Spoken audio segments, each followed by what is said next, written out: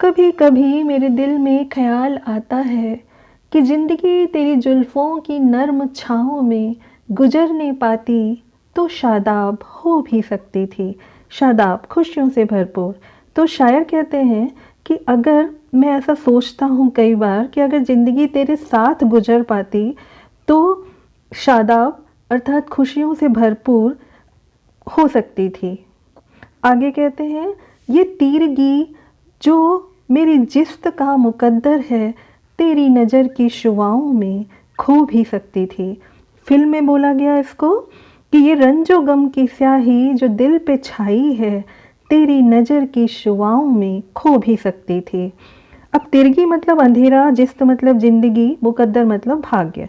तो ये अंधेरा जो मेरी ज़िंदगी का भाग्य बन गया है तेरी नज़र की शुआओं अर्थात रोशनियों में खो भी सकती थी। तो ये जो दुख दर्द हैं वो भूल कर मैं तेरा साथ अगर मिल जाता तो अच्छी भरी खुशहाल ज़िंदगी में जी लेता। अजब न था कि मैं बेगाना ए अलम रहकर तेरे जमाल की रानाइयों में खो रहता। अब बेगाना ए अलम मतलब दुख से, कष्ट से अजनबी, जमाल रूप सौंदर्य और रानाइयाँ मतलब खूबसूरती।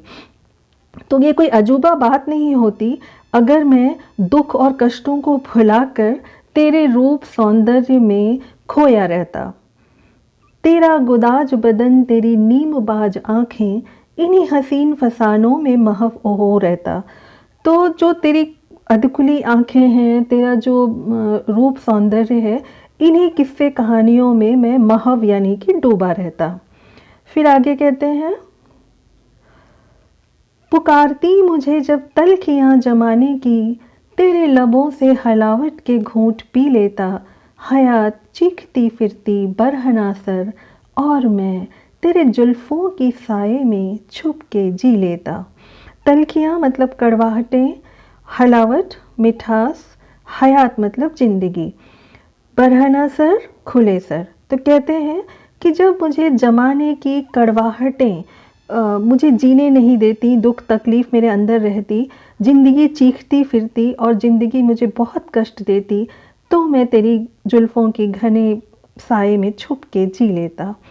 मगर ये हो न सका और अब ये आलम है कि तू नहीं, तेरा गम, तेरी जुस्तजू भी नहीं, गुजर रही है कुछ इस तरह ज़िंदगी जैसे इसे किसी के सहारे की आरज़ू भी नहीं।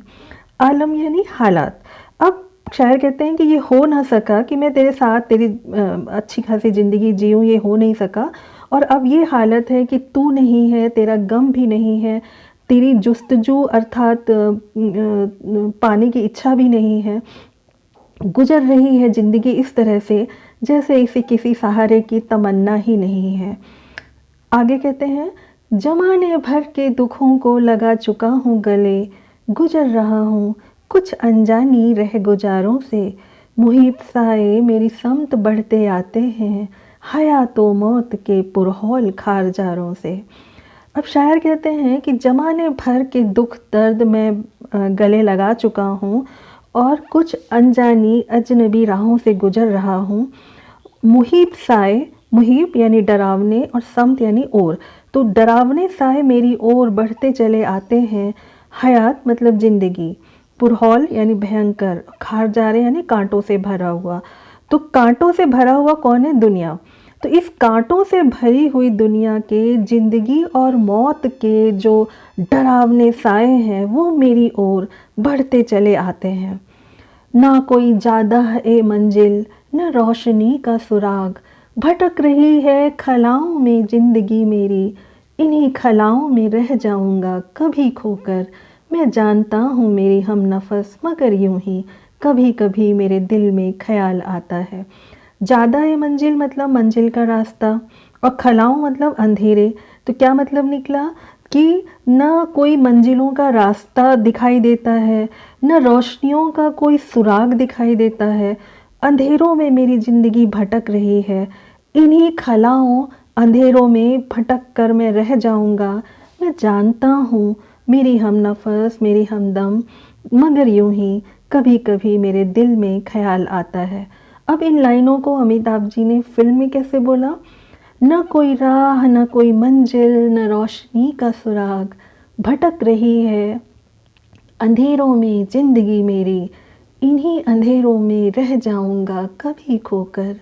मैं जानता हूँ मेरी हमनफस, मगर यूं ही कभी कभी मेरे दिल में ख्याल आता है।